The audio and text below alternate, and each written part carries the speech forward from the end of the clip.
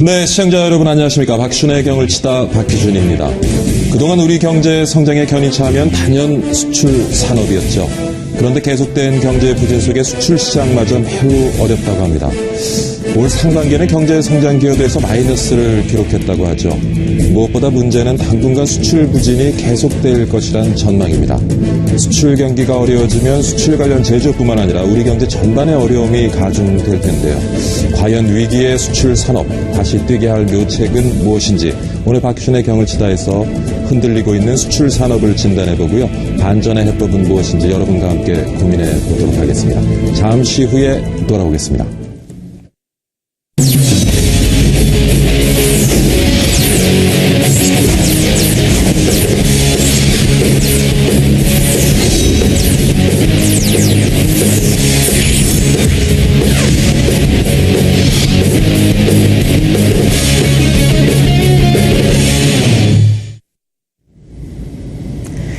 한국 경제를 받쳐주며 안전판 역할을 하던 수출이 올 들어 9개월째 하락세를 보이고 있습니다.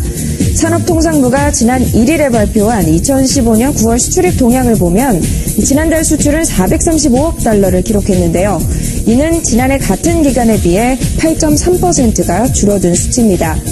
주요 수출 품목의 경우를 살펴보면 3분기까지 유가 하락의 직격탄을 맞은 석유 제품은 마이너스 3.6%, 석유화학은 마이너스 20.5%의 뚜렷한 감소세를 보였습니다.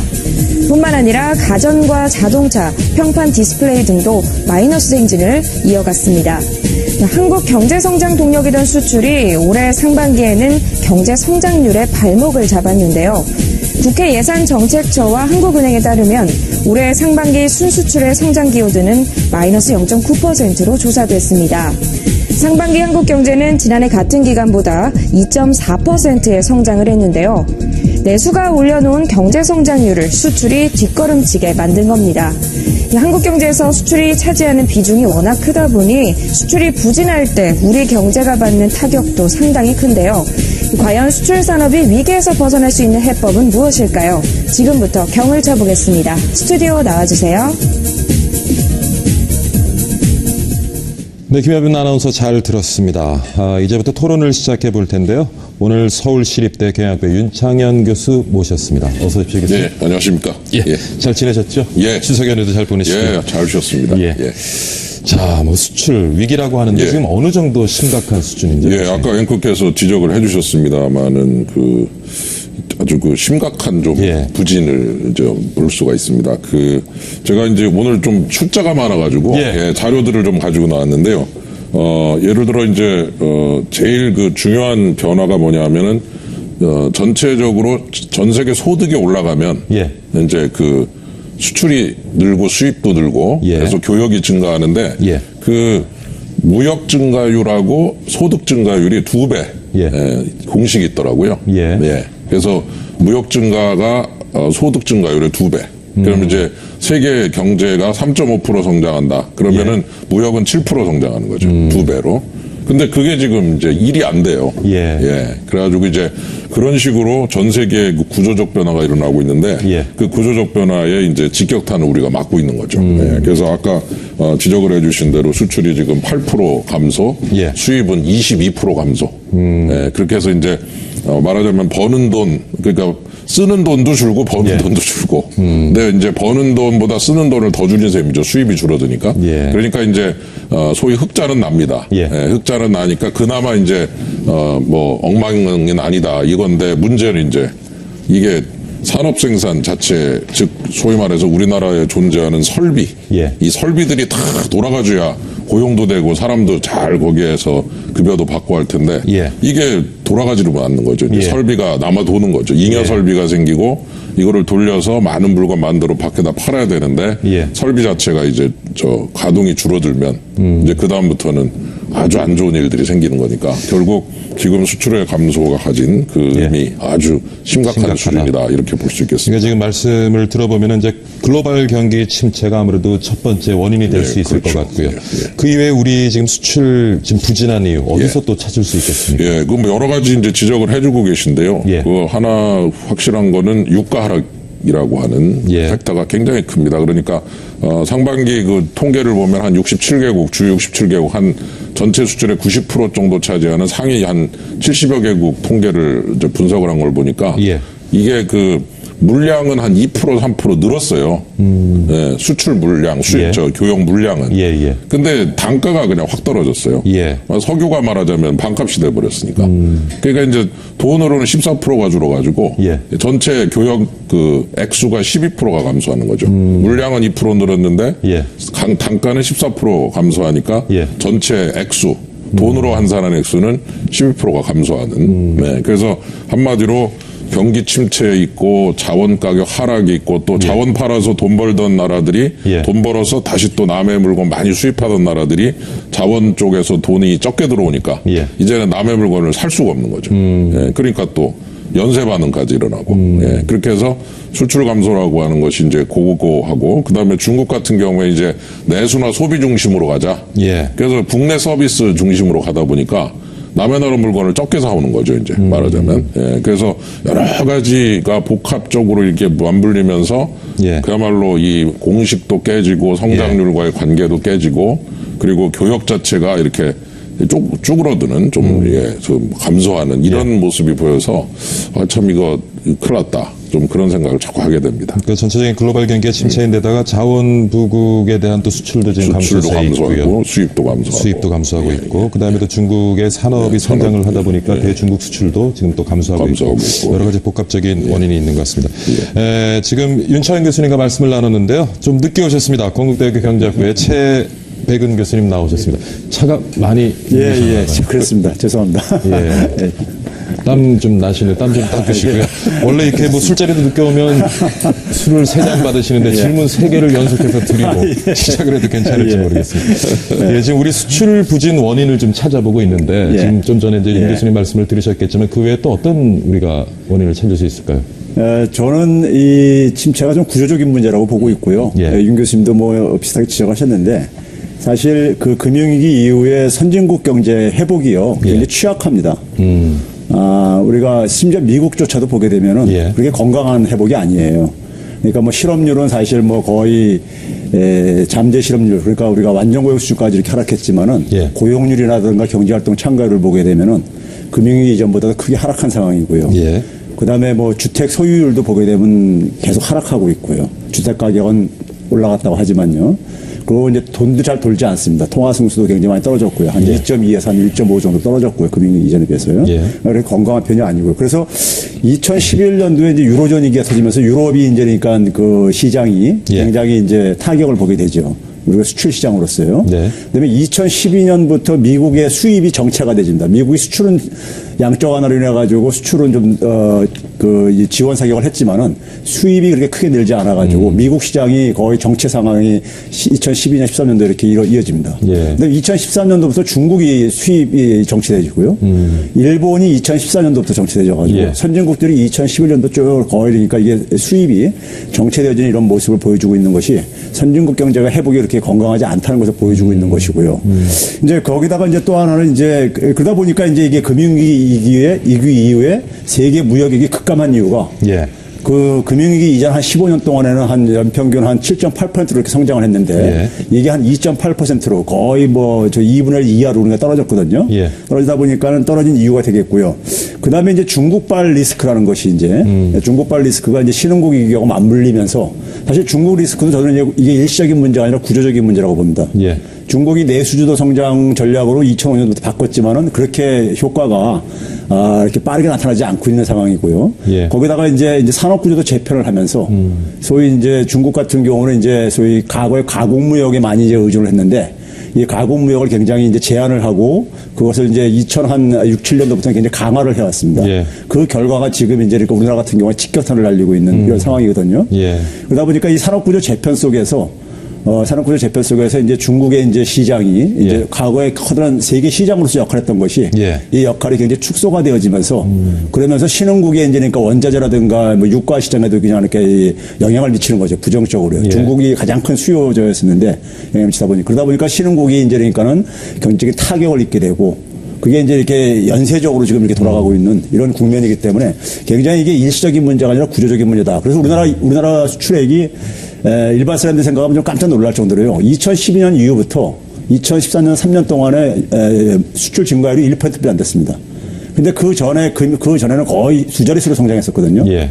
굉장히 급감을 한 거죠. 그러니까 세계 무역액 증가율보다도 그러니까 거의 절반 수준으로 떨어져 있는 이유가 예. 우리나라가 갖고 있는 어떤 중국 경제할 때는 물려 있는 특수성 같은 것들이 바로 직격탄을 맞은 결과라고 이제 보게 되겠습니다.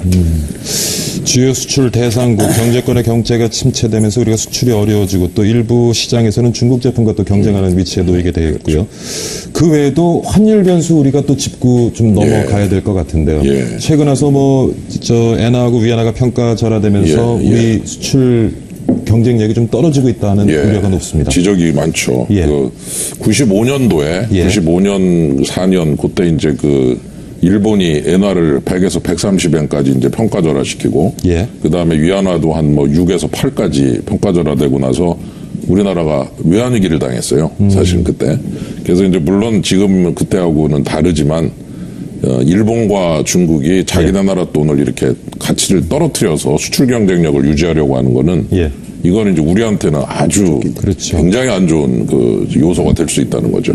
그리고 이제 중국 같은 경우에 이제 지금 주가가 상당히 폭락을 한 상태라서 위안화 절하가 참 뜻밖이었습니다. 왜냐하면은 위안화 국제화를 좀 시켜야 되겠다. 그러면은 어떤 통화의 가치가 떨어지는 것보다는 유지가 되고 조금 강해져야만 그 통화를 좀 쓰고 싶은 생각이 나거든요. 그래서 이제 달러를 대신할 정도는 아니지만 달러에 버금가는 그런 국제 결제 통화로 만들겠다라고 하는 것이 지금 중국 정부의 생각이고 그걸 이제 추진하는 과정에서 위안화를 조금 강하게 만드는 유지하는 정책을 썼던데 주가가 그만 5,200 정도 갔던 게 3,000까지 그냥 그대로 폭락을 하니까 이제는 내수 엉망이 되는 거죠. 주식 오르면 소비도 많이 하고 여러 가지 경기가 좋은데 그게 안 좋아지니까 이제 찰 수 없다. 이제 수출밖에 없다.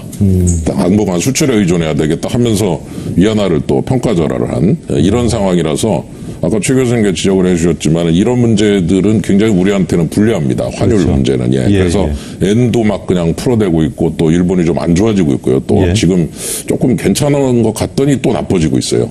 그리고 중국도 지금 안 좋고 그러면 이제 우리나라가 중국이 수출하는 물량에 대한 중간재라든가 또는 거기에 관련된 자본재를 많이 수출했는데 중국 수출이 줄면 우리나라 중간재, 자본재 안 사가는 거죠, 중국이. 그리고 일본도 침체가 돼서 우리 것도 적게 쓰게 되고 그래서 우리 한중일의 경제 규모가 상당한데 이 세 나라의 위상 속에서 삼국 간 무역도 상당한 규모인데 이 규모가 이제 떨어지고 있고 중국 의존도가 큰 우리가 이제 중국 위안화 절하와 그리고 경기 침체 직격탄을 그대로 맞고 있다. 이런 면에서 환율 변수마저도 우리한테 전혀 유리하지 않은 그런 상황이 나타나고 있다. 심각한 수준 같고요. 지금 최근에 우리가 미국 금리 인상에 대해서 굉장히 촉각을 곤두세우고 있는데 언제일지 모르지만 미국이 금리를 인상하게 된다면 또 우리 수출에는 어떤 영향을 미칠 수 있겠습니까, 교수님? 이 미국의 금리 인상은 좀 사실 제가 좀 하고 싶은 얘기가 많은데요. 지난 9월 달에 이제 금리 동결을 했잖아요. 그 동결한 의미가 미국의 사실 통화정책 결정 방식에 저는 변화가 발생했다고 이제 해석을 합니다. 그러니까 우리가 흔히 일반 시청자들은 좀 이제 생소한 개념이지만은 통화정책의 독립성이라는 문제가 있습니다. 그러니까 각 나라들은 그러니까는 통화정책을 독립적으로 결정할 수 있어야 된다는 것이 또 있다고 이제 믿는 것이니까요. 우리가 환율이 시장에서 자유롭게 결정된다면은 할 수 있다는 이런 이제 우리가 믿음을 갖고 있는데 근데 이번에 이제 9월에 금리를 동결하면서 미국 연준이 이제 국제 요인을 이제 주목을 했어요.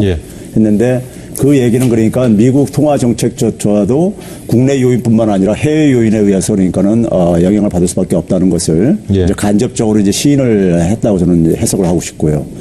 그런데 또 재밌게 9월 24일 날 그 매사추세츠 대학에서 옐런이 이제 연준 의장인 옐런이 강연을 했어요. 강연을 했는데 거기서는 또 뭐라고 얘기했냐면은 해외 요인이 그러니까는 통화정책 결정하는 데 속에서 중요한 어떤 요인은 아니라고 예상한다. 또 이런 식으로 입장을 번복했어요. 저는 이러한 이제 왔다 갔다 하는 이런 행보가 지금 그러니까는 미국의 그러니까 이 통화 정책의 어떤 고민이라든가 미국 통화 정책의 어떤 하나의 이런 이 그 결정한 데 속에서 어떤 자존심의 어떤 훼손이라든가 이런 문제들이 저는 지금 이게 맞물려 있다 보니까 이렇게 오락가락하는 이제 저 행보를 보이고 있는데 그러면서 9월 24일 강연에서 무슨 얘기를 했냐면은 옐런이 연말까지 자기를 포함해서 대부분의 통화위원들이 연말까지는 그러니까는 통화 정책 금리를 결정할 수 있을 거기 싶다고 이제 예상한다 이런 얘기 표현을 했어요. 그 표현대로 하면은 이제 연말에 이제 금리를 올려야 됩니다. 이제 10월하고 이제 12월 두 번의 기회가 남아 있는데 12월 달까지는 올려야 되지만이 연준이 그러니까 시장으로부터 어쨌든 간에 그 이 독립성의 신뢰를 그러니까 이제 훼손되지 않을 수 있겠는데 문제는 최근에 이제 미국 경제도 굉장히 이제 나빠지면서 시장에서는 월가에서는 연내 금리 인상이 굉장히 어려워져 가고 있다. 그러니까 이게 그러니까 내년으로 그러니까는 연기를 해야 될 상황이 자꾸만 높아져 가고 있다. 이런 이제 부담이 계속 증가하고 있는 거죠. 증가하고 있다 보니까 과연 옐런이 자신들의 약속을 지킬 수 있을지는 저는 굉장히 이제 좀 지켜봐야 될 문제라고 보고 있고요. 이제 금리를 인상을 한다면은, 그래, 조만간에 인상을 할 텐데요. 인상을 하게 된다면은 그 파장은 지금 그러니까 중국발, 신흥국발 리스크에 그러니까는 하나의 이제 기름을 붓는 격이 저는 되리라고 생각합니다. 왜 그러냐면요. 우리가 최근에 이 금융위기 이후에 세계 자금 시장의 우리가 변화 중에 하나 좀 주목할 만한 변화 중에 하나가 뭐냐면은 과거의 금융위기 이전에는 주로 은행을 통해 가지고 주로 이제 자금의 흐름이 이루어졌는데 금융위기 이후에는 주로 이제 그 기업들이 해외에서 이제 그러니까 달러 표시 채권을 발행해 가지고 자금 조달을 이게 많이 했습니다. 그런데 이제 우리가 흔히 국제수지표에 보게 되면요. 국제수지를 대개 보게 되면 거주자 중심으로 대개 이게 그 국제수지가 정리가 되게 되어 있습니다.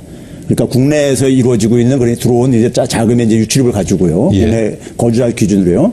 그러니까 지금 뭐냐면 예를 들면 삼성전자가 그러니까 만약에 런던에 자기의 그러니까 이 해외 법인이 거기서 그러니까는 달러를 조달했을 때 그건 우리나라 국제수지에 그러니까 부채로 안 잡혀져 있습니다. 그러니까 국적 중심이 아니라 거주자 중심으로 이게 정리가 되어 있기 때문에요.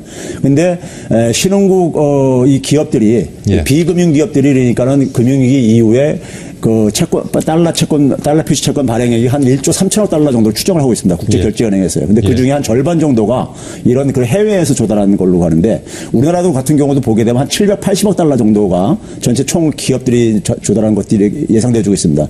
물론 우리나라가 브라질이라든가 뭐 중국이라든가 이런 나라보다 규모가 작지만은 이런 자금들이 그러니까 달러 이제 연준을 금리 인상하게 되면은 해외에서 이제 그러니까 달러 자금 조달한 이제 그 자금 조달 비용이 증가할 수밖에 없습니다. 증가해가지고 그것이 이제 결국 이제 기업들에게 부담으로 돌아올 수밖에 없게 되는데 지금 우리나라 기업들이 굉장히 이제 부도 위험도 증가하고 있고 이제 신용 등급도 굉장히 강등되고 있는 상황 속에서 이러한 이 자금 조달 환경이 나빠지게 되면은 물론 다른 일부 거론되어지는 신흥국들보다는 여유가 있는 편이지만은 상당히 타격을 안 볼 수가 없다는 것이고요. 그렇기 때문에 금융당국에서 저는 그래서 이 부분을 그러니까 우리가 해외에서 자금을 조달한 것들 이 부분들에 대한 좀 면밀한 모니터링하고 이것의 규모를 좀 정밀하게 파악을 해가지고 이것에 대한 관리가 저는 필요하지 않나 좀 생각이 듭니다. 지금 미국 금리 인상 말씀을 하시면서 국내 기업들의 자금 조달 문제를 지적하셨는데 결국에는 그것이 또 우리 수출 시장에도 또 어떠한 영향을 미치게 되겠죠. 어떻습니까? 돈이 이제 아까 금리 인상 말씀해 주셨는데 이제 금리가 인상이 되면은 좋은 점이 하나 있다면 이제 미국 달러가 강세가 되니까 우리나라 원화는 좀 약세가 될 수 있다. 이제 요거 하나는 좀 괜찮은 거죠. 근데 이제 더 큰 거는 자금 흐름에 변화가 생기면 그래서 우리나라에서 혹시라도 돈이 빠져나가거나 아까 말씀해 주신 대로 해외에서 조달한 그 자금 코스트가 늘어난다면은 우리한테는 또 불리해지는 거고 그래서 그 유불리를 따져야 되는데 이 환율 쪽은 이제 엔하고 위안이 그냥 막 떨어지고 있는 상황이라 이거 원도 좀 떨어져줘야 되는데 이게 또 우리나라 외환보유고가 한 4천억 불 가까이 이제 증가하고 있고 그 다음에 이제 또 경상수지 흑자를 내고 있단 말이에요. 한 700억, 800억씩. 그러니까 그 정상수지 흑자를 그렇게 내는 나라의 통하고 어떻게 이렇게 약세를 가면 얼마나 가겠어요. 그죠? 그러니까 이제 결국은 우리나라 원화 절하 효과가 조금 약해지지 않느냐. 그렇게 되면 결국 환율 문제에서는 우리가 득을 별로 많이 못 보면서 자금으로 변화가 가져오는 부정적 효과에 그대로 노출되는 게 아니냐. 그래서 아까 그런 얘기도 해주셨지만은 그 연준이 보면은 제가 이제 관계자들 만나서 이렇게 얘기할 때 외국에서 온 사람들하고 얘기할 때 꼭 이렇게 한마디씩 이렇게 붙이는 때가 있어요. 그 그 연준은 미국의 중앙은행이지 전 세계 중앙은행이 아니다. 그렇죠. 그러니까 우리는 미국 중심으로 가는 데지 예. 우리한테 너무 그렇게 이상한 요구하지 마라. 이제 이 말을 할 때 꼭 그 얘기를 하거든요. 굉장히 얄미운데요, 사실은. 근데 이번에 보니까 그런 얘기를 안 하고 예. 중국 상황과 신흥국 상황까지 고려해서 우리가 하겠다 이러면서 은연중에 연준이 세계 중앙은행인 것처럼 이렇게 또 얘기를 하고 있는 걸 보니까 도대체 어떤 입장인지 좀 헷갈리더라고요. 그래서 아마 이번에 그런 얘기를 하는 것 자체가 신흥국에서 잘못 문제가 생기면 그게 미국으로 다시 스피로버처럼 올 것이다라는 거를 이제 전제로 해서 항상 얘기를 하는 그런 상황에서 나타나는 거라고 볼 수 있는데 하여간 금리 인상이라고 하는 것이 크게 보면은 결코 유리할 게 없는 그런 측면이 좀 나타나고 있지 않나 그런 생각이 그리고 아무래도 이제 금리를 인상하게 돼서 신흥국들 비롯해서 수출 대상국들의 경기가 더 안 좋아지면 아무래도 우리 수출 또 부진도 더 이어지지 않을까 생각이 되는데 지금 아까 말씀하신 것처럼 2012년 이후에 수출 증가율이 굉장히 둔화되어져 있고요. 그다음에 우리 경제에 대한 기여도도 굉장히 지금 적은 상황인데 이러한 수출 부진 계속 장기적으로 이어지리라고 보시는지 물론 이제 글로벌 경기라는 또 변수가 있긴 합니다만은 우리의 어떤 구조적인 문제는 없는지 모르겠습니다. 제가 앞에서 말씀드렸듯이 이게 구조적인 문제입니다. 지금 일시적인 문제가 아니라 세계 무역의 급감도 IMF하고 세계은행 WTO에서 지난해 연말에 이제 진단을 하면서 이게 일시적인 문제가 아니라 구조적인 문제다. 물론 거기에 이제 반론을 피는 사람들 중에서는 이제 거기에 한 50% 정도는 경기적인 요인이 있다는데 경기적인 요인조차도 저는 구조적인 요인이라고 보는 거죠. 이런 장기 저성장이 이미 그 국면에 진입을 했기 때문에 그 영향이기 때문에 이것도 이제 구조적인 측면이라고 보는 것이고요. 우리나라 수출의 한 85%는 세계 경기가 좌우합니다. 환율보다는요, 사실은요. 환율은 한 10% 내외 정도가 영향을 미치고 한 85%는 세계 경기가 영향을 미치는데 세계 경기가 당분간 그러니까 개선될 만한 지금 저는 상황이 별로 없다고 보고 있습니다. 근데 이제 문제는 뭐냐면 우리가 단기적으로 대응을 하는 것은 아까 이제 환율 문제를 윤 교수님이 중요하게 지적해 주셨지만은 환율 대응이 필요한데요. 사실 저는 지금 상황이 과거 1930년대 그러니까 소위 말해서 이제 무역 전쟁과 비슷한 양상이 좀 있다고 봐요.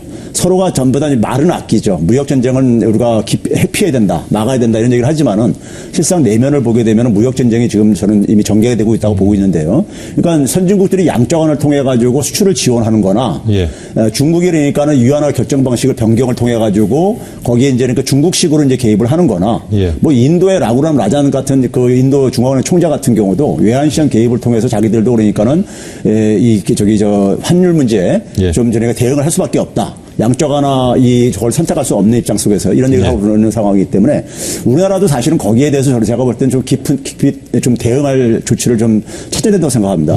제가 이 시간 나와서 몇 번 제가 언급을 했었지만은 저는 이제 그걸 한국판 양적 하나가 좀 필요하다고 생각하는데요.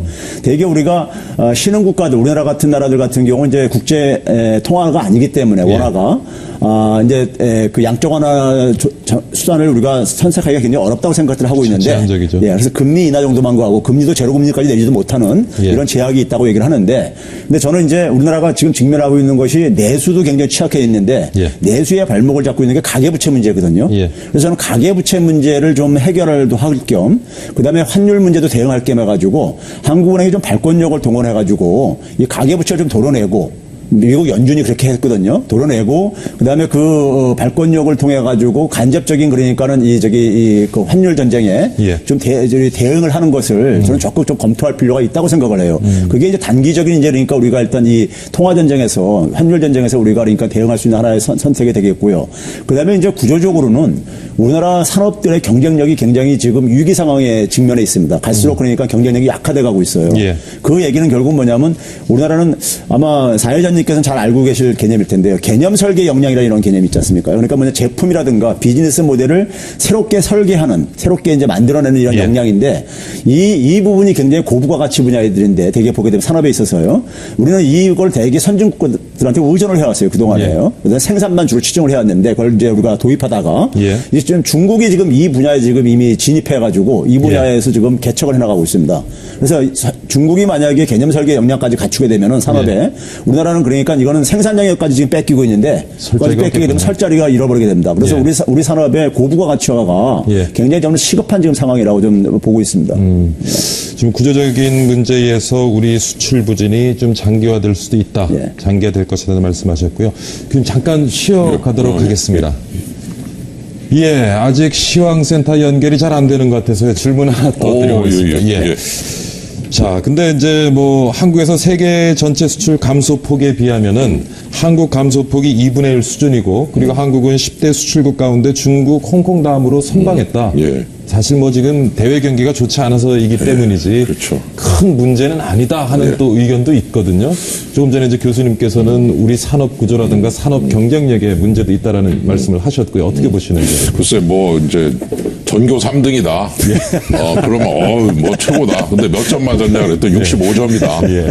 그러면은 이거 어떻게 봐야 됩니까 이거? 그러니까 쉽게 말해서 뭐 상대적으로 보는 잘했지만은 절대적으로 지금 좀 수준이 나빠지고 있거든요. 그러니까 이제 다 똑같이 나빠지고 있으니 우리에 대해서 너무 가혹한 평가는 하지 말자. 그거는 당연히 맞는 말입니다. 평가의 문제죠. 근데 문제는 평가는 평가고 상대평가로 하면 괜찮다. 예. 절대평가는 정말 안 좋다. 그러면은 다음 시험은 어떻게 할 거며, 그 다음에 중간은 그랬으면 기말 시험은 어떻게 칠 거냐 이거죠. 그러니까 결국은 이 문제를 볼 때 두 가지 시각을 가져야 되는 건 맞습니다. 예를 들어 뭐 오늘 누가 그런 것도 썼더라. 헬조선이라고 그러대요. 우리나라가 정말 나쁜 나라라고. 근데 다른 데 가면 더 헬이다. 다른 나라 가면은. 지금 다른 나라 어디가 그렇게 잘 파라다이스가 있냐. 제가 헬조선 그러지 말고 파라다이스 조선 만들자. 그런 재미있는 지적을 한 걸 봤는데 상대적 평가하면 우리가 훨씬 낫습니다. 사실 뭐 유럽 같은데 청년 실업률 50%, 막 그리스 이런 데 보면요. 근데 그나마 우리가 좀 상대적으로 괜찮은데 우리가 이제 글로벌한 시각으로 보면서 새로운 전략을 짜야 되는데 일단 우리 내부에 이 문제를 딱 꽂혀놓고 보면 아주 안 좋게 보이고 앞으로 또 이 문제를 계속 타개해야 된다는 이제 생각은 들죠. 그래서 저는 이 두 가지 시각을 동시에 가지고 이 문제를 갖다가 좀 장기적인 과제로 놓고 계속 풀어가야 되고 말씀하신 대로 너무 비관적으로만 보면서 이제 끝났다 뭐 완전히 뭐 희망은 없다 탈출은 없다 이 정도는 아니라는 거죠. 다만 그 상황에서 탈출하기 위한 노력을 하지 않을 정도는 아니고 탈출 노력은 해야 되는 그런 이중적인 측면이 있다 이렇게 볼 수 있겠습니다. 지금 윤 교수님 얘기를 듣고 나니까 그래도 조금 마음이 놓이는 것 같기도 합니다. 잠깐 쉬어가겠습니다.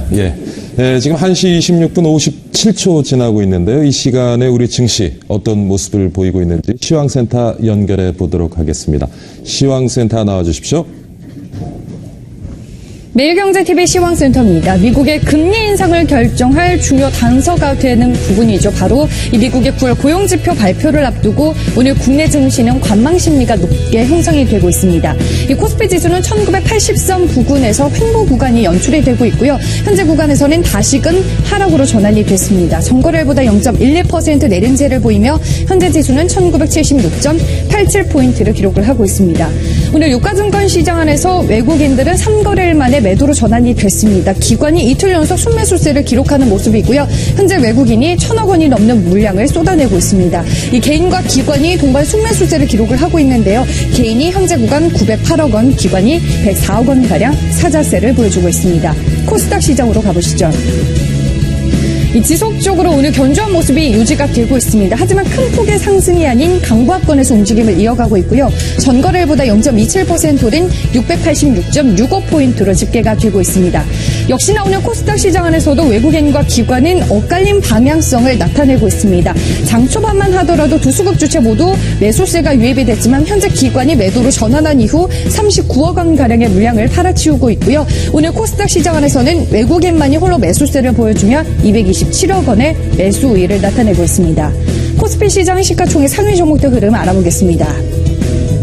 삼성전자 현재 구간에서 내림세를 기록을 하고 있습니다. 오늘 외국계 증권사를 통한 매도 물량이 출회가 되면서 하루 만에 하락으로 전환이 됐고요. 현재 구간 전거래일보다 0.79% 하락한 112만 5천 원의 거래가 되고 있습니다. 오늘 대다수 종목군들이 이 소폭의 내림세를 기록을 하고 있는데요. 그 가운데 SK하이닉스만이 2%대 오름세를 유지하며 34,650원을 가리키고 있습니다. 코스닥 시장으로 가보시죠.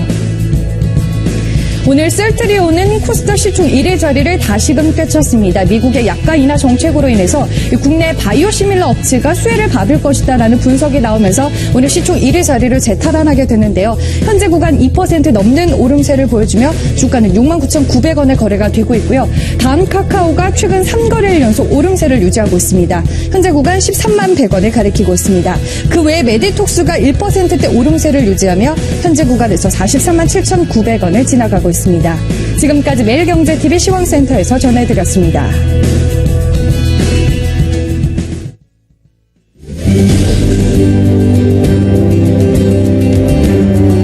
대한민국 자전거의 새 미래를 연다. 단 한 번의 시선으로 모든 가치를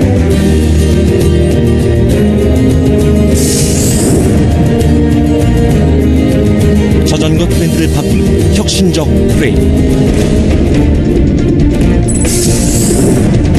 철보다 강하고 알루미늄보다 가볍다. 비교하고 또 비교하라.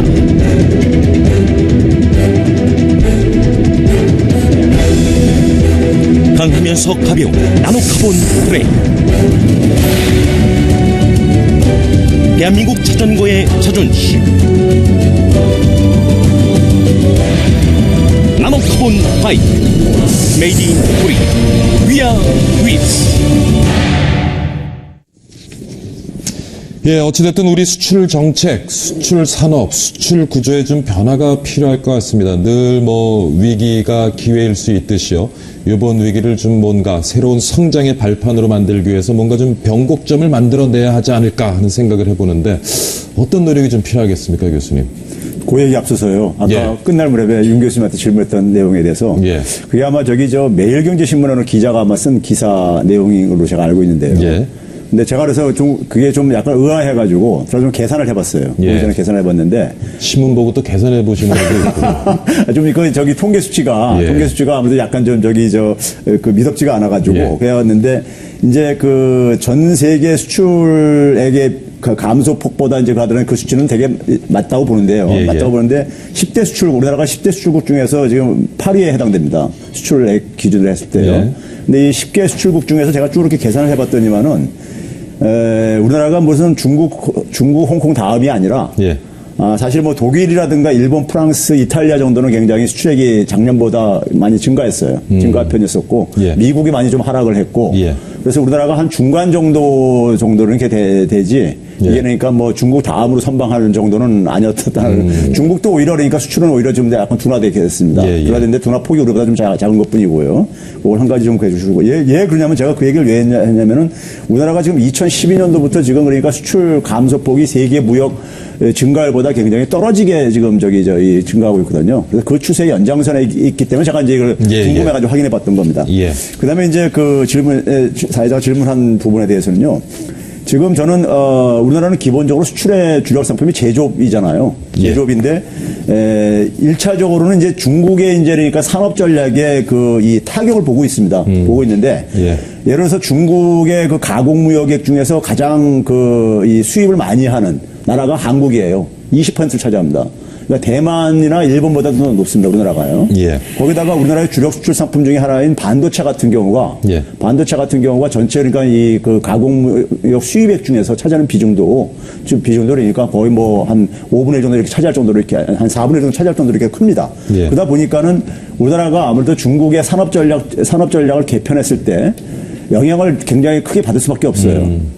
중국의 수출액이 우리나라 GDP 한 10% 정도 차지합니다. 예. 그러니까는 굉장히 영향을 받을 수밖에 없는데요. 그러다 보면은 중국이 지금 산업구조 재편을 지금 하고 있는 상황 속에서 우리가 거기에 저는 효과적으로 대응을 하지 못하면은 예. 90년대 이후에 일본의 장기 불황 속에서 일본의 산업이라든가 기업의 경쟁력이 굉장히 그러니까 이제 추락하거든요. 예. 저는 이러한 상황을 우리나라도 상당히 당할 가능성이 크다. 앞으로 이런 상황이 한 5, 6년 내지만 5년 이상 지속되다 보면은 예. 굉장히 우리나라 산업이나 기업은 굉장히 좀비 수준으로 이렇게 전락할 가능성도 없지 않다는 저는 경각심을 좀 가질 필요가 있다고 생각합니다. 예. 그래서 우리나라 제조업의 고부가 가치화는 예. 기업의 그러니까는 지금 기업들의 어떤 생존을 위해서도 그렇고 국가 경제를 위해서도 굉장히 저는 굉장히 시급한 과제라고 봐요. 그러니까 우리나라가 기존에 그러니까 선진국으로부터 그러니까 우리가 대개 이런 설계 역량이라든가 아니면 이제 그러니까 고부가 가치 분야 대개 이제 그러니까 소입을 해가지고 예. 이거 생산해가지고 우리가 주로 이제 그러니까는 성장하는 방식이었었는데 이게 이제 사실은 더 이상 이제 그러니까 한계 상황에 저는 도달해 오고 있다고 보고 있는 거죠. 예. 그래서 이 부분을 개편하려면 사실 이게 제가 볼 때는 단순하게 그냥 우리가 말은 쉽지만은 이게 시스템으로 다 교육 시스템하고도 관련돼 있고요. 예. 그러니까 거기에 노동력 공급이 그러니까 달라져야 되는 것이고요. 예. 그런 역량을 갖추려면요. 예. 그래서 금융 시스템도 제가 볼 때는 좀 달라져야 되는 부분들이 있고요. 예. 그래서 국가 차원 속에서 이 부분은 그러니까는 국가와 기업하고 그다음에 이런 학계가 사실 머리 맞대고서는 예. 이 부분을 그러니까 우리가 전략을 새롭게 전면적으로 지금 재검토할 이런 상황에 이제 몰렸다고 저는 이제 보고 있는 거죠. 예. 이거를 대응을 지금 효과적인 대응책을 못 찾아내게 되면은 저는 굉장히 위험하다고 지금 보고 있습니다. 중국의 산업구조 개편 전략에 따라서 지금 우리가 경쟁력을 네. 가지고 있는 분야에 네. 중국이 집중적인 투자를 하게 그렇죠. 되면 결국 글로벌 상에서 우리가 지금 가지고 있는 경쟁력을 그렇죠. 잃을 수밖에 없을 것이고요. 예. 참 좋은 지적이신 것 같고. 예. 그러니까 우리가 뭔가 새로운 전략을 짜고 정책을 짤 때는 중국의 전략과 정책을 좀 들여다보고 거기에 좀 맞춰서 대응해야 될 필요가 있을 것 같은데 또 어떤 그 지금 말씀하신 부분을 예. 좀 연결해서 말씀을 예. 드리면은 그 예를 들어 마차만 타고 다니다가 교수님 자동차가 설명은 참 쉬우세요. 감사합니다. 예. 예. 마차만 타고 다니다 갑자기 자동차가 나왔단 말이에요. 예. 자동차가 쫙 그냥 휩쓸면서 예. 뭐 공장 생기고 막 엄청난 그 일자리들이 생기고 돈도 벌리고 그런 그 주요 혁신이라고 부르죠. 예. 그 메이저 이노베이션 주요 혁신이 지금 별로 없어요. 사실은. 예. 마차에서 자동차로 넘어갈 정도. 뭔가 판을 바꾸고 판을 바꾸는 전기가 나왔다든가 예. 증기기관이 새로 나왔다든가 뭐 완전히 이제 뜨는 거거든요 그때. 예. 근데 이제 그러한 그 주요 혁신의 부재 속에서 반도체, 철강, 조선, 석유화학, 자동차 이런 것들 예. 이런 것들이 이제 계속해서 발전을 했지만 산업 자체가 새로 생겼다기보다는 있는 산업이 고도화되고 있거든요. 그렇죠. 그러니까 이제 그 혁신이 어느 정도 진행되고 있다 보니까 점점 앞쪽에서 천천히 달리니까 뒤쪽에서 따라오던 중국이 이제 드디어 한 운동장에서 만나는 거죠. 예. 한중일이. 예. 사실 지금 한중일 보면 산업구조가 거의 똑같습니다. 그렇죠. 예. 그리고 이제 아까 지적도 해주셨지만 반도체 같은 경우에 지금 중국이 그거를 수입을 하고 있는데 예. 지금 어떻게든 좀 반도체 산업 진출해 보려고 최근에 아시겠지만 마이크론이라는 미국 회사 사겠다고 그렇죠. 그 제의를 했는데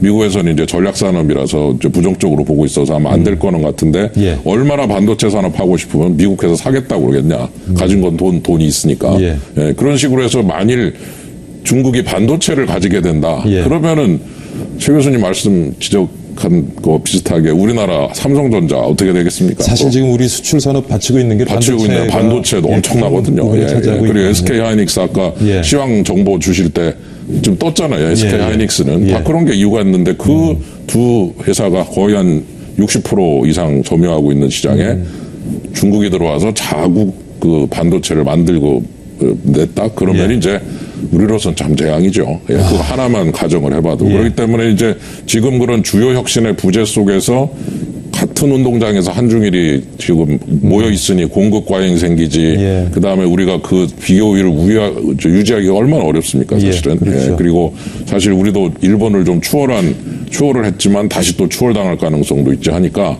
어떤 주요 혁신의 개념 이거를 좀 어떻게든지 만들어내려는 노력 그리고 아까 지적해 주신 대로 중국의 수출에만 의존하던 그런 부분에서 중국이 원하는 소비재 같은 거를 어떻게든 우리가 예. 수출을 해야 되는데 우리나라 수출 중에서는 전부 다 가공무역성 즉 부품 같은 거, 예. 그 다음에 이제 자본재 이런 거란 말이에요. 예. 그리고 이제 직접 중국 사람들이 사용할 수 있는 어떤 소비재적인 관점에서는 전체 수출이 한 30%밖에 안 된단 말이에요. 그래서 그쪽을 좀 공략한다든가. 그래서 완전히 판을 우리가 스스로 못 바꿀지라도 적어도 일부 우리한테 유리한 판을 조성하려는 노력을 해야지 현재 판을 그냥 가지고서 계속 싸우다 보면 아마 조금 있으면 힘이 빠져가지고서 이제는 상당히 어려운 상황이 오지 않겠는가.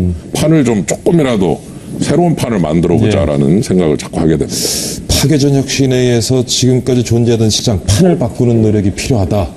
근데 뭐 방법론은 그렇겠지만 방향성은 어느 쪽이 될까요? 어떤 식으로 좀 우리 시장을 뒤흔들 만한 판을 지금 바꿀 만한 아까 윤 교수님이 아까 이제 반도체를 얘기해 예. 주셨지만은 반도체 조금 더 구체적으로 얘기를 하면 있잖아요. 금융위기 이전인 2007년도에 예. 중국이 반도체 부분에 있어서 수입액이 한 73% 정도를 수입했었습니다. 예. 자체적으로 한 27%를 해결하고 한 73% 수입을 했다는 얘기예요. 예. 근데 그게 지금 한 54%로 떨어졌습니다. 지난해 기준으로. 한 예. 20%가 그러니까는 이제 자급이 돼가고 있는 거예요. 굉장히 빠른 속도로 자급이 돼가고 있습니다. 예. 그러니까 지금 제가 볼 때는 중국한테 이미 해양 플랜트라든가 자동차 산업이라든가 가전 이런 부분들은 이미 그러니까 우리하고 거의 그러니까 우리보다 앞섰거나 일부 이제 고부가치 분야는 앞서기까지 하고 있습니다. 지금 예. 그러니까요. 그런 상황이기 때문에 저는 굉장히 이걸 위기 상황이라고 보는 것이고요. 그래서 이 부분은 사실 제가 최근에 보니까는 이제 서울 공대 교수님들이 한 26분이 책을 하나 냈더라고요. 그래가지고 이제 우리 한국 산업의 위기에 대해서 그랬는데 제가 사회과학으로서 이제 생각하는 개념하고는 약간 다른 개념을 이제 사용을 했지만은 그분들이 아까 얘기했던 개념 설계 역량이라는 이런 표현을 썼는데 그러니까 우리나라가 결국은 이제 뭐냐면은 고부가 가치 분야들 중국 사람들이 쉽게 얘기하면 애플의 아이폰을 좋아하는 것처럼 우리도 그런 제품을 만들어낼 수 있어야 되는 거예요. 그러니까 새로운 제품을 그러니까는 개발할 수 있는 그러니까 역량이 그러니까는 그냥 기존에 있는 제품을 가지고 우리가 생산하는 것만 가지고 이제 안 된다는 얘기입니다. 예. 시장에 이제 그러니까 수요자를 만족 못 시켜주고 시장을 더 이상 확보하기가 어렵다는 얘기죠. 중국이 다 그 생산 분야는 이미 다 잠식해 들어가고 있기 때문에요. 예. 그런 점에서 새로운 제품을 그러니까 만들어내거나 예. 아니면 새로운 사업 모델을 그러니까 또 만들어내거나 하는 이러한 것들이요. 그러니까 우리가 저기 인천공항 가다 보면 인천대교 같은 게 있잖아요. 예. 인천대교에 그러니까 그것을 예를 들어서 설계 같은 경우는 선진국가들한테 줬다 그러더라고요. 왜 그러냐면 그런 환경 속에서 어떤 다리를 만들 것인가 하는 이런 개념을 잡는 것들은 이거 그러니까 굉장히 고부가 가치 분야인데 이런 건 우리가 못한다는 얘기죠. 예. 그걸 설계도가 있어가지고 짓는 걸 할 줄 알아도 그래서 이제 그런 고부가 가치 분야를 우리가 그러니까 만들어내지 못하면은 이제는 그러니까 거꾸로 그러니까 생산 기지로 우리가 전락할 수 있거나 아니면 생산을 그러니까 뭐 사실 넘겨줄 필요도 없죠. 중국에서는 자체적으로 다 할 수 있으니까요. 굉장히 제가 볼 때는 지금 중국이 우리가 옆에 있다 보니까는 예. 굉장히 그동안에 우리가 성장하는데 2000년대에 굉장히 덕택을 많이 봤어요. 혜택을요. 근데 이제 거꾸로 이제 그것이 굉장히 우리한테 부담으로 위험이 작용하고 있는 되는군요. 상황인데 이 위기를 도약의 기회로 삼지 않으면은 예. 도약의 기회로 삼자는 얘기는 그러니까 산업을 전반적으로 고부가 가치화해야 되는 부분이고요. 예. 그거를 우리가 만들어내지 않으면은 안 된다는 차원에서 아까 제가 이제 국가하고 기업하고 이제 우리가 학계가 예. 머리를 모아야 된다는 얘기를 드린 겁니다. 예. 그 두 분 말씀을 듣고 보니까 우리 사회의 전반적인 좀 창의성을 높일 필요가 있지 않을까. 그래서 좀 파괴적인 혁신에 의한 고부가가치 산업을 만들어야 맞습니다. 되는데 예. 뭐 두 분 저 포함해서 모두 지금 대학에 몸담고 있지만 가만히 제가 이렇게 지금 두 분 말씀을 들으면서 생각해 보니까 결국 또 교육 문제가 아닌가 하는 생각도 들고요. 예. 그 창의, 글쎄요, 이 창의성이라고 하는 것은 이제 예. 교육에 의해서 이제 그걸 더 발달될 수 있고 개선될 수 있는 거냐라는 건 모르지만 집단지성적 움직임, 그건 좀 필요하다고 봐요. 그러니까 혼자서 누가 뭐 조금 더 잘한다, 못한다 이게 아니라 예. 모든 구성원들이 다 이제 위기의식을 가지고 한번 좀 판 좀 바꿔보자. 조금이라도 한번 뭘 좀 개선해보자 하면서 자꾸 여러 가지 의견을 내고 종합해보고 분석해보고 하는 과정에서 이제 그 자원을 좀 그쪽에다 많이 써야 된다는 거죠. 정치권이라든가 이런 데 보면 좀 어떻게 그런 거 신경 안 쓰는 것 같지 않습니까? 뭐 다른 데 뭐 전화 돌리는 거 이런 거 신경 쓰는 것 같고. 그래서 제 생각에는 이제 그런 것도 필요하지만 물론 그러나 그 판을 어떻게 할 거냐 위기의식을 공유하고 예. 그 부분을 건설적으로 해결하려는 예를 들어 뭐 창조경제 같은 것도 자꾸 이렇게 비웃기만 한 사람들 많잖아요. 이거 예. 해서 뭐 하냐고. 근데 예. 그렇게만 보지 말고 그걸 예. 어떻게든지 잘 이용해 보려는 노력도 좀 해야 될 필요가 있다는 것이고 예를 들어서 이제 뭐 영화 같은 것도 그렇습니다. 예. 제가 뭐 추석 때 사도 봤는데 아주 잘 만들었더라고요. 예. 그다음에 이제 그런 거를 토대로 한 K 뷰티라고 하지 않습니까? 예, 소위 화장품 쪽. 예. 그쪽에도 뭐 부가가치가 꽤 되거든요. 그리고 정말 그 여성들에게 좋은 그런 또 남성 포함해서 좋은 그런 그 제품을 만들어 판다고 그럴 때 조금만 이게 괜찮다고 소문이 나거나 그런 그 문화에 대한 가치를 공유하게 되면 엄청나게 팔리거든요. 그 아모레가 주식에 한때 350만 원 가고 했던 이제 그런 물론 이제 10분의 1로 그거를 이제 주식을 분할했지만 그래서 K뷰티라든가 문화라든가 또는 뭐 그쪽에서 할리우드가 아니라 코리우드를 좀 만들어 가지고 동남아 시장의 문화를 갖다가 개척을 한다든가 그렇게 해서 여태까지는 조금 그 부분이 덜 좀 신경을 썼던 그런 그 눈에 보이지 않는 그 소프트웨어라든가 무형의 어떤 서비스 같은 쪽에 수출이 얼마나 될 수 있을지 한번 좀 고민 좀 해보면서 눈에 보이는 물건을 주로 만들어 이제 수출을 했단 말이에요. 근데 이제는 눈에 안 보이는 무형의 서비스 이런 것들을 어떤 식으로 수출할 것인가. 문화를 수출하고 그리고 뭐 드라마라든가 K 한류 이런 얘기 하지만은 조금 더 신경을 써서 그쪽을 공략에 들어가면 결국 그 우리 주위에 있는 동남아 포함해서 중국이라든가 이쪽에 있는 그 소비자들의 숫자가 워낙 크기 때문에 그 소비자를 직접 공략을 해 들여가는 즉 중국에서 물건 만들 때 거기다가 그냥 납품하는 식의 그런 그 전략보다는 직접 중국 시장을 공략한다는 하는 식의 어떤 그 새로운 발상 이런 것들이 좀 아주 절실한 때다 이렇게 이제 볼 수 있겠죠. 제재만 보지 말고 우리가 갖고 있는 문화적인 역량, 그렇죠. 콘텐츠 역량을 더딥혀가지고 뭐 이종 간의 어떤 융합에 의해서 우리의 브랜드를 만들고 또 부가가치가 높은 산업을 만들어내는 것이 필요하다라는 지적을 하셨죠. 저는 이제 그런 거를 만들어내기 위해서요. 이제 결국은 지금 이게 산업이 저는 이제 아이디어 집약적으로 가고 있다고 봐요. 그렇죠. 과거엔 자본 집약적이었습니다. 아이디어 집약적인데 우리가 지금까지 교육이라는 것은 과거 자본 집약적인 산업 구조를 지원하기 위한 교육 시스템이었습니다. 그러니까 표준화된 지식을 가능한 한 많은 사람들이 습득을 하게 해가지고 그것이 노동력으로 그러니까 우리가 활용할 수 있도록이요 하는 이런 이제 교육 시스템인데 지금 우리가 가고 있는 것은 아까 제가 얘기했듯이 어떤 소비자가 원하는 것을 읽어내가지고 그것을 그러니까는 어떻게 해결해 줄 수 있겠는가 하는 이러한 이제 문제 해결 능력을 사실 필요로 하는 거거든요. 근데 지금 우리나라 교육이라는 것은 보게 되면은 좀 이제 부정적으로 표현할 때 우리가 그런 얘기를 합니다. 거의 공장에서 찍어내듯이 다 똑같은 그러니까 학생들을 똑같은 사람을 만들어낸다. 원래 사람은 다 누구나 다른데 태어날 땐 다 다른데 교육을 받으면서 다 똑같아져 버린다 오히려. 그러니까 우리가 아이디어라는 것은 우리가 똑같으면 아무 의미가 없습니다. 달라야지만이 의미가 있는 거거든요. 가치가 있는 거거든요. 근데 다 똑같이 공장에서 찍어낸 상품처럼 다 똑같이 찍어내고 앉아 있고 거기다 이제 줄 세우기 식으로 누가 더 많은 점수를 받냐 안 받냐 이거 가지고 줄 세우기를 하고 있고 그러니까요. 근데 그런 지식을 그러니까 이제 습득을 하는 양이 중요한 게 아니라 그런 지식들을 활용을 해가지고 새로운 문제들을 그러니까 당면 문제들을 이렇게 우리가 풀어가는 능력이 그러니까 지금 요구돼진다는 얘기입니다. 지금요. 산업이라든가 이런 새로운 사업 모델들에서는요. 근데 그런 쪽으로 가려면은 이제 그러니까 우리가 창조 경제 같은 경우들이 이제 성공하려면은 그러한 이제 교육 인프라 이런 것들이 교육 인프라도 그러니까는 과거 산업사회와 다른 그러니까 우리가 산업을 만들겠다고 지금 하는 거잖아요. 그러면 마찬가지로 대학의 교육을 포함해서 교육 제도라고 하는 것도 사실은 산업사회 산물 제도기 때문에 산업사회 산물이거든요. 그렇죠. 그러니까 그걸 거기 맞춰서 이게 그러니까는 변화가 생겨가지고야지만 이게 지원이 되지는 것이지 이게 그러니까 과거의 교육은 과거 방식이 남아 있는데 새로운 산업을 만들겠다. 이건 제가 볼 때 맞지 않는다는 얘기죠. 이게 그러니까 효과를 보기 어렵다는 얘기죠. 그래서 이 문제를 그래서 제가 아까 이게 지금 그 창조 경제를 박근혜 대통령이 얘기하면서 그런 얘기했습니다. 이게 패러다임의 전환 문제다. 이런 얘기를 하고 그랬어요. 이게 농업사에서 산업사회로 바뀌는 것 같은 패러다임의 전환을 지금 얘기한다. 그럼 그 패러다임 전환이라고 한다면 거기에는 사실은 금융 시스템도 사실은 있잖아요. 우리가 농업 시대에도 금융이라는 건 있었습니다. 근데 농업 시대 금융을 가지고 산업사회를 못 만들잖아요. 산업사회에 필요한 금융이 있는 거거든요. 그리고 마찬가지로 그러니까 우리가 그 산업에 필요로 하는 그러니까 새로운 산업 어떤 산업을 우리가 추구한다고 방향을 정했다면은 거기에 맞도록 새롭게 사회를 많은 주요 시스템들을 재설계하는 이런 우리가 좀 고민을 지금 해야 될 때라는 얘기입니다. 그거에 따라서 제가 볼 때는 향후 한 10년 안에 세계 이 순위가 재편전은 되리라고 봐요. 그러니까 선진국이 후진국 전락할 수도 있고, 우리나라 같은 나라가 도약할 수도 있고요. 그러니까 두 분의 말씀을 들어보니까 이제 뭐 부분적인 개선, 부분적인 혁신을 가지고 이게 접근할 수 있는 문제는 아니고 완전히 이제 패러다임을 바꿔야 하는 그래야 지금의 어떤 장기화되고 있는 수출 부진을 우리가 극복할 수 있을 텐데 아까 그런 말씀하셨잖아요. 이제 아이디어 싸움이다. 이제는 뭐 윤곡박 시대고. 근데 저희 교내에서도 보면은요 그런 논의가 굉장히 많아요. 굉장히 많은데 그래서 지금 학교 안에서도 뭐 학과의 어떤 벽을 없애려는 노력도 하고 있고 단과대학의 벽을 없애려는 노력도 하고 있고 그래서 여러 가지 그런 노력들 사실 그런 것들이 사실 효율성 높이기 위해서 공급자 중심의 어떤 구조잖아요.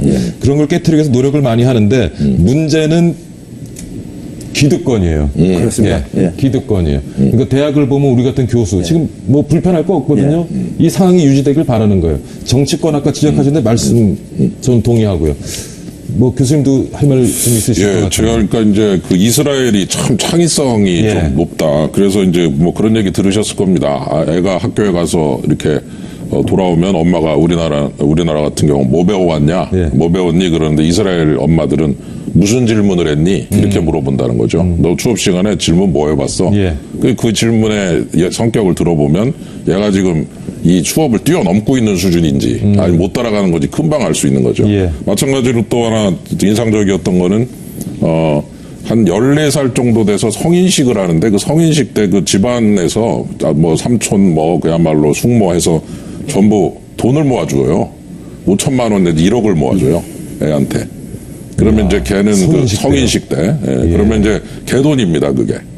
걔가 그 돈을 이제 엄마 아빠랑 상의해 가면서 관리를 합니다. 그 나이부터. 뭐 예를 들어 주식 사기도 하고 뭐 은행에 예금하기도 하고 그게 자기의 이제 종잣돈처럼 되는 거예요. 그러니까 우리나라는 세뱃돈 뺐잖아요. 야 이거 내 엄마가 다 알아서 해줄게.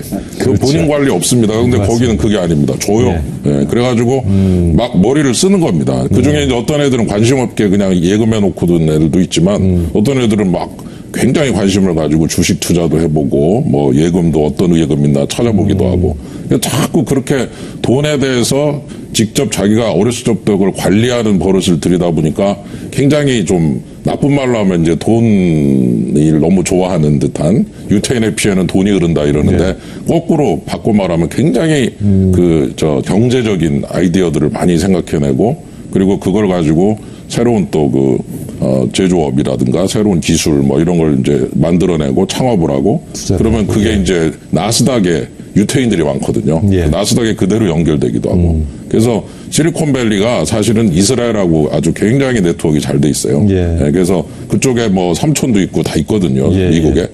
그래서 우리가 이제 그 유태인 같은 경우에 한번 그런 것도 좀 생각을 하면서 뭐 세뱃돈 뺏지 말고 더 많이 줘가지고 관리를 하게 해가고 얘가 자꾸 머리를 쓰게 만드는 거죠. 이제 내가 어디다가 이걸 넣어야 이거 좋으냐. 뭐 세뱃돈 펀드도 좋고 말이죠.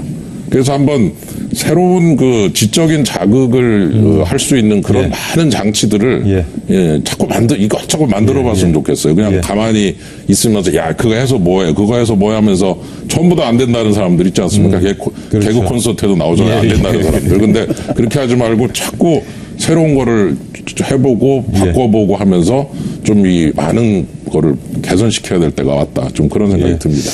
교수님 얘기를 들어보니까 또 뭐 대학 교육 문제인데 그 이전에 가정교육이 문제였군요. 제가 좀 짧게 한마디 더 한 30초 드릴게요. 간단하게. 아까 이제 사회자께서 기득권 얘기를 하셨는데요. 저는 건 당연한 거라고 봐요. 기존 시스템에서 아무래도 혜택을 보던 게 사람들이 있는 것은 당연한 거라고 보고 있고요. 단지 문제는 뭐냐면은 그럼 새로운 방향으로 가는 것에 대한 이게 이제 국민적 합의를 이제 도출해내고요. 그다음에 그걸 가지고 설득을 하려는 노력이 필요하죠. 그게 저는 이제 정치 리더십이라고 봐요. 그래서 이제 그런 걸 통해서 방향을 우리가 모두가 새롭게 개선되기 위해서는 어떤 방향으로 가야 되지 않겠느냐. 이거를 이제 설득시키고 그 방향으로 이제 우리가 변화를 시켜야 되는 노력이 필요한 거죠. 그게 이제 저는 리더십이라고 봅니다. 정치적 리더십이 필요하다. 결국 오늘도 정치 문제로 결론을 맺습니다. 결론은 아니고요. 뭐 안 된 건 다 정치 탓입니다. 오늘 흔들리는 우리 수출 산업 살펴봤는데요. 서울시립대학교 경영학부의 윤차영 교수 그리고 건국대학교 경제학부의 최백은 교수 두 분 함께했습니다. 오늘 많이 배웠습니다, 교수님. 감사합니다. 감사합니다. 어제부터 시작된 한국판 블랙 프라이데이로 마땅한 모멘텀이 없던 우리 증시는 아주 기대가 큰 모습입니다. 14일까지 사상 최대 할인전이 지금 벌어진다고 하는데요. 이번 대규모 할인 행사가 증시뿐만 아니라 우리 수출 부진으로 어려움을 겪는 시장에 좀 활기를 불어넣어 줄 것인지 말 그대로 우리 경제 장부가 좀 흑자로 돌아설 수 있을지 경제 효과에 대해서 관심이 쏠리고 있는 것 같습니다. 블랙 프라이데이의 성공은 GDP를 0.2% 상승시킬 수 있다는 보도도 나오고 있죠. 아무쪼록 좋은 성과가 이어지기를 기대해 봅니다. 박희준의 경을 치다 오늘은 여기서 줄이고요. 다음 주 다시 건강한 모습으로 찾아뵙겠습니다. 시청해 주신 여러분 감사드립니다.